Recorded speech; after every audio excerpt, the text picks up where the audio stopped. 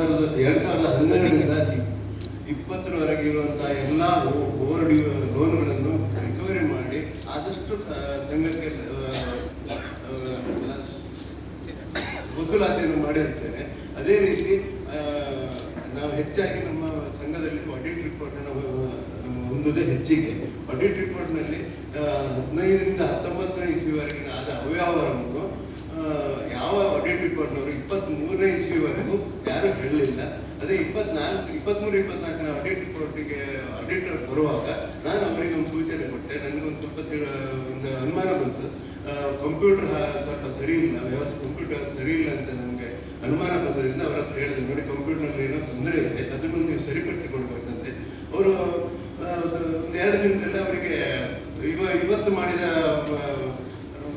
ಹೊಂದಾಣಿಕೆ ನಾಳೆ ಚೇಂಜ್ ಆಗುತ್ತೆ. ಅದೇ ರೀತಿ ಆದ್ದರಿಂದ ಅವರಿಗೆ ಇದು ನೋಡಿ ಇದರಲ್ಲಿ ಲಾಕಿಂಗ್ ಸಿಸ್ಟಮ್ ಮಾಡಲಿಲ್ಲ.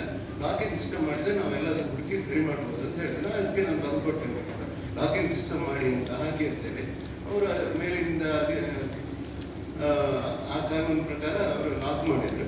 ಆಚೆ ಮರೆತಿದ್ದರಿಂದ ಅವರಿಗೆ ಆಚೆ ಮಾಡಲಿಕ್ಕೆ ಆಗಲಿಲ್ಲ. ಯಾರಿಗೆಂದರೆ ಸದಾಶಿವ ವೈದ್ಯರಿಗೆ ಅವರ ಎಲ್ಲ ಒಂದು ಅವ್ಯವಹಾರವು ಬೆಳಕಿಗೆ ಮತ್ತು ಅಲ್ಲಿಗೆ. ಆವಾಗ ಉಳಿದವರೆಲ್ಲ ಪ್ರೊಟೆಕ್ಟ್ ಮಾಡಲಿಕ್ಕೆ ಮಾಡಿದ್ದಾರೆ. ಆದರೂ 3,95,000 ರೂಪಾಯಿ ಅವ್ಯವಹಾರವನ್ನು ಆಡಿಟ್ ಹುಡುಕಿಗೆ ತೆಗೆದರು. ಅದರಲ್ಲಿ ನಾವು ಸ್ವಲ್ಪ ಗೊತ್ತಿಟ್ಟು 3,65,00,000 ನಾವು ವಸೂಲು ಮಾಡಿದ್ದೇವೆ. ಇನ್ನೊಂದು ಸ್ವಲ್ಪ ಬಾಕಿ ಇತ್ತು, ಅಷ್ಟೊತ್ತೊಳಗೆ ಅವರಿಗೆ ಮಾಡಲಿಲ್ಲ. ಈಗ ಮುಂದೆ ಇದೇ ರೀತಿ ಒಂದು ಆಂತರಿಕ ತನಿಖಾ ನಾವು ಮಾಡಿದ್ದೇವೆ, ವಕೀಲರನ್ನು ನೇಮಿಸಿದ್ದೇವೆ. 2-3 ತನಿಖೆ ಆಗಿದೆ. ಅದರಲ್ಲಿ ಏನು ಕಂಡು ಬರ್ತದೆ, ಲೋಪ ಕಂಡು ಬರ್ತದೆ, ಅದರ ಪ್ರಕಾರ ಆ್ಯಕ್ಷನ್ ಮಾಡಲಿಕ್ಕೆ ನಾವು ತಯಾರಿದ್ದೇವೆ. ಮತ್ತು ಬೇರೆ ಅವರನ್ನು ಒಬ್ಬರು ಬಿಟ್ಟರೆ ಮತ್ತು ಮ್ಯಾನೇಜರ್ ಮತ್ತು ವೈದ್ಯ ಲಾಗಿನ್ ಆದ ವ್ಯವಹಾರ ಅದು ನಮ್ಮ ಆಡಳಿತ ಮಂಡಳಿಯವರಿಗೆ ಏನು ಗೊತ್ತಾಗೋದಿಲ್ಲ.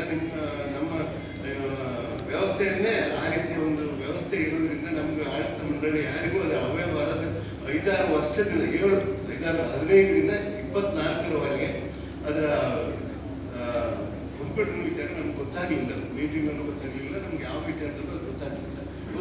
ನಾವು ವ್ಯವಸ್ಥೆ ಮಾಡಿದ್ದೇವೆ, ಆ ಬಗ್ಗೆ ನಾವು ಕ್ರಮ ಕೈಗೊಂಡಿದ್ದೇವೆ. ಹಾಗೆ ಈ ಸರಿ ಆಡಿಟ್ ರಿಪೋರ್ಟ್ನಲ್ಲಿ ಏನೆಲ್ಲ ನ್ಯೂನತೆ ಇದೆ ಅದನ್ನೆಲ್ಲವನ್ನೂ ನಾವು ಸರಿಪಡಿಸುವರೆ ಕಾನೂನು ಕ್ರಮ ಕೈಗೊಂಡಿದ್ದೇವೆ. ಹಾಗೆ ಸುಸ್ತಿ ಸಾಲದಲ್ಲಿ ಎಲ್ಲ ಗಣತವನ್ನು ಪರಿಶೀಲಿಸಿ ಕಾನೂನು ಕ್ರಮ ಕೈಗೊಂಡಿರುತ್ತೇವೆ. ಕಾನೂನು ಬಾಹಿರವಾಗಿ ಹಿಂದಿನ ಸಿಇಒ ಅವರು ಮಾಡಿದ ಹಣ ದುರುಪಯೋಗಕ್ಕೆ ಈಗಾಗಲೇ ಕ್ರಮ ಕೈಗೊಂಡಿರುತ್ತೇವೆ.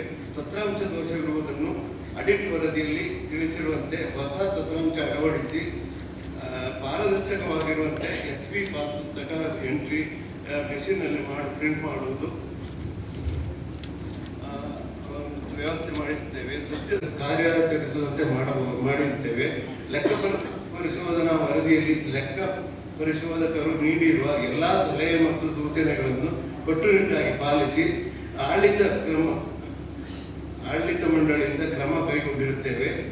23-24ನೇ ನಿವ್ವಳ ಲಾಭ 1,20,54,912 ರೂಪಾಯಿ ಇದ್ದು ಹಣ ದುರುಪಯೋಗವಾಗಿರುವುದು 3,95,65,000 ಈ ವರ್ಷ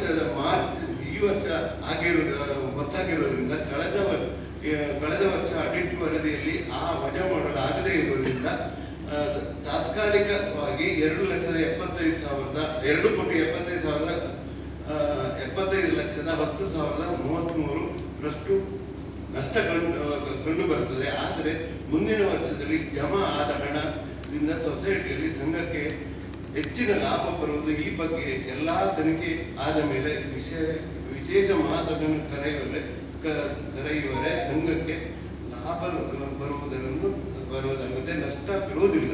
ಅದಲ್ಲದೆ ನಾವು ಈ ಸರಿ 12ರಿಂದ 24ರವರೆಗೆ ಬಾಕಿ ಇರುವ ಸಾಲವನ್ನು ಎಲ್ಲವನ್ನು ಆದಷ್ಟು ವಸೂಲು ಮಾಡಿದ್ದೇವೆ. ಕೆಲವು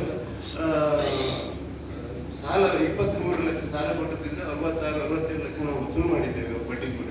ಹಾಗೆ 3-4 ಕಡೆಯಿಂದ 3-4 ಮೆಂಬರಿಂದ ವಸೂಲಾಗಿರುತ್ತದೆ. ಅದು ಅಲ್ಲದೆ ನೆಕ್ಸ್ಟ್ ಬರುವ ಲಾಭ ತುಂಬ ಹೆಚ್ಚಿಗೆ ಬರುವ ನಿರೀಕ್ಷೆ ಇದೆ. ಅಷ್ಟು ಹೇಳಿ ನನ್ನ ಮಾತನ್ನು ಮುಗಿಸ್ತೇನೆ.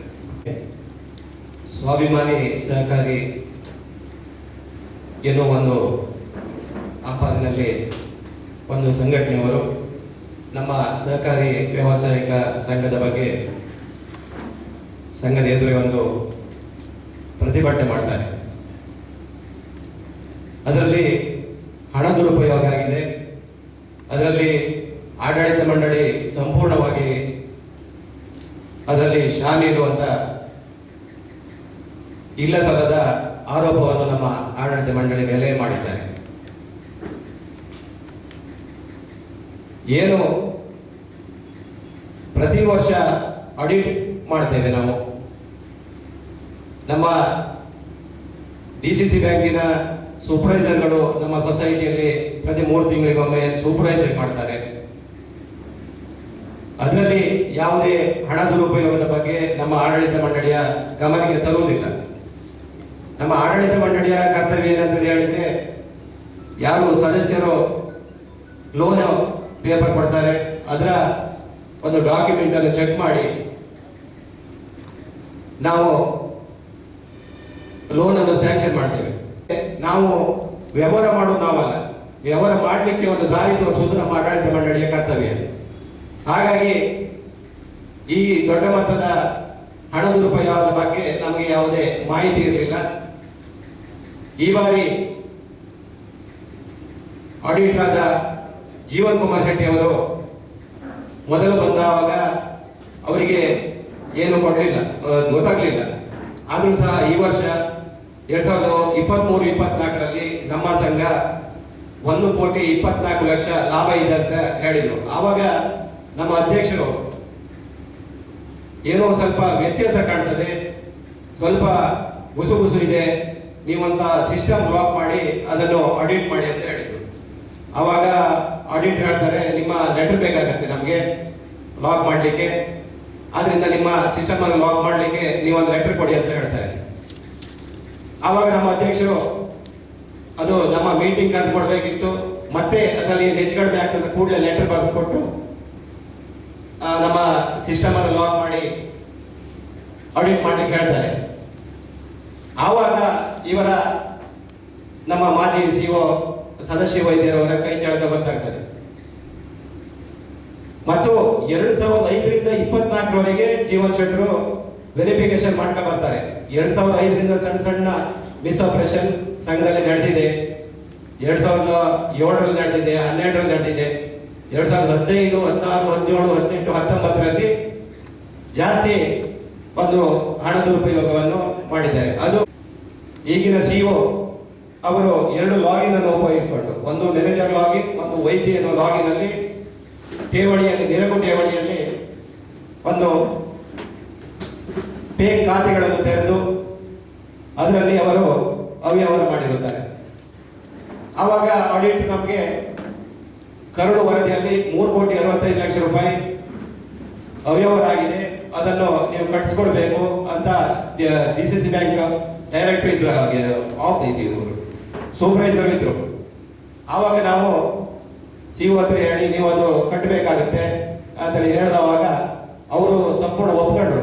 ಈ ಒಂದು ಕೃತ್ಯಕ್ಕೆ ನಾನೇ ಸ್ವಂತ ಕಾರಣ, ಅದರಲ್ಲಿ ಯಾರದೇ ಹಸ್ತಕ್ಷೇಪ ಇಲ್ಲ, ನಾನೇ ಕಟ್ತೇನೆ ಅಂತ ಹೇಳಿದ್ರು. ಆವಾಗ ಅವರ 5 ಎಕರೆ ಜಾಗದ ಮೇಲೆ ಅವರ ತಂದೆ ಮತ್ತು ಮಗನಿಗೆ 1.5-1.2 ಕೋಟಿ ಲೋನ್ ಸ್ಯಾಂಕ್ಷನ್ ಮಾಡಿಸಿ ಅದನ್ನು ಸೊಸೈಟಿಗೆ ಮಾರ್ಗೇಜ್ ಮಾಡಿಕೊಂಡು 65 ಲಕ್ಷ ರೂಪಾಯಿ ಕ್ಯಾಶ್ ಕೊಟ್ಟರು.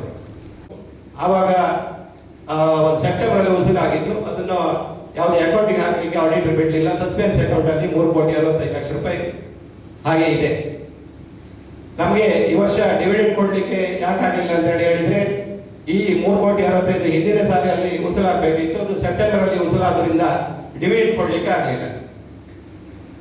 ಆ ಕಾರಣದಿಂದ ನಾವು ಮೊದಲನೇದಾಗಿ ನಮ್ಮ ಈ ಭಾಗದ ನಮ್ಮ ಸಹಕಾರಿ ಸಂಘದ ರೈತರ ಕ್ಷಮೆಯನ್ನು ಕೇಳ್ತೇವೆ. ಮುಂದಿನ ದಿನದಲ್ಲಿ ಈ ಡಿವಿಡೆಂಟ್ ಅನ್ನು ನಿಮಗೆ ದುಪ್ಪಟ್ಟಾಗಿ ಕೊಡಲು ನಮ್ಮ ಸಹಕಾರಿ ಸಂಘ ಬದ್ಧ ಆಗಿರುತ್ತದೆ. ಹಾಗೆ ನಾವು ಈ ಸಂಘಕ್ಕೆ ಅತಿ ತುರ್ತಾಗಿ ಸಾಲವನ್ನು ಕೊಡಲು ಯಾವುದೆಲ್ಲ ಸುಲಭದ ಮಾರ್ಗ ಇದು ಅದನ್ನೆಲ್ಲ ನಮ್ಮ ಸೊಸೈಟಿಯಲ್ಲಿ ಬಹಳ 1 ಲಕ್ಷದವರೆಗೆ ಬಹಳ ಸುಲಭದಲ್ಲಿ ಕೊಡ್ತೇವೆ. ಮತ್ತೆ ಎಲ್ಲ 1 ಲಕ್ಷದ ಮೇಲೆ ಲೋನ್ಗಳಿಗೆ ಎಲ್ಲ ಡಾಕ್ಯುಮೆಂಟ್ ಇಟ್ಕೊಂಡು ಅದನ್ನು ಮಾರ್ಗೇಜ್ ಮಾಡಿ ಲೋನ್ ಕೊಡುವುದು. ಈಗಾಗಲೇ ನಮ್ಮ ಸೊಸೈಟಿ ಕುಂದಾಪುರ ತಾಲೂಕಿನಲ್ಲಿ ಬಹಳ ಉತ್ತಮವಾದ ಹೆಸರನ್ನು ಗಳಿಸಿದಂಥ ಸೊಸೈಟಿ. ಇದರಲ್ಲಿ ಬೇರೆ ಸಾಮಾಜಿಕ ಜಾಲತಾಣಗಳಲ್ಲಿ ಬೇರೆ ಬೇರೆ ವಿಷಯಗಳು ಹರಿದಾಡ್ತಿದೆ. ಇದರಲ್ಲಿ